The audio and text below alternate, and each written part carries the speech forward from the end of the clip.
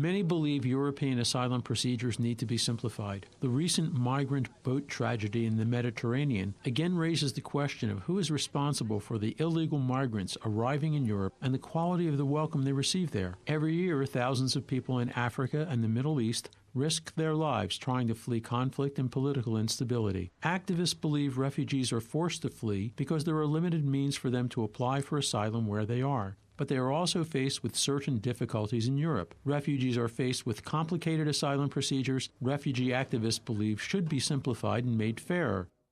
It's very important for people when they come here the first day to get a welcome, to know what will happen within the procedure, because people are sometimes a little bit lost when they come here. They don't have the right to take a lawyer on the first day, so that's why we want to inform them about the procedure and the interview they will have the first day. Tsiring Nirma is a refugee from Tibet. Tibetan asylum seekers normally have little trouble obtaining refugee status in Belgium. However, the process of finding work without language skills can be difficult. I come Tibet from India and India to Belgium.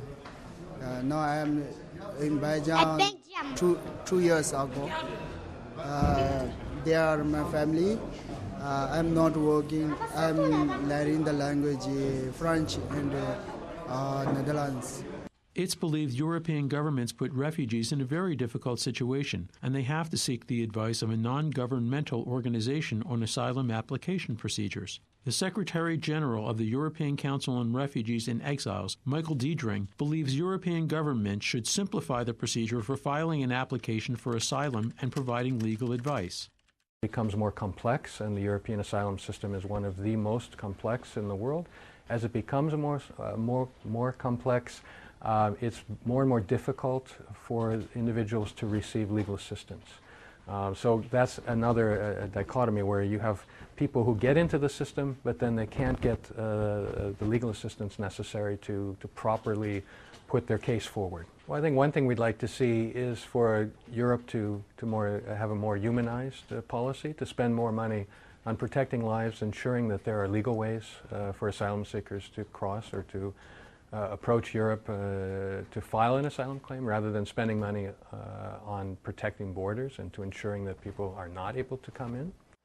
Representatives of the European Commission say there is a problem with the harmonized system. Still, the common European asylum system includes a range of measures aimed at ensuring asylum seekers are treated fairly in all European countries. EU Commissioner for Home Affairs Cecilia Malmström has proposed the creation of a search and rescue service for the detection of ships of illegal migrants in the Mediterranean and Europe. The Commission will look at measures that can be taken to help asylum seekers and refugees so they need not take a dangerous journey in the near future.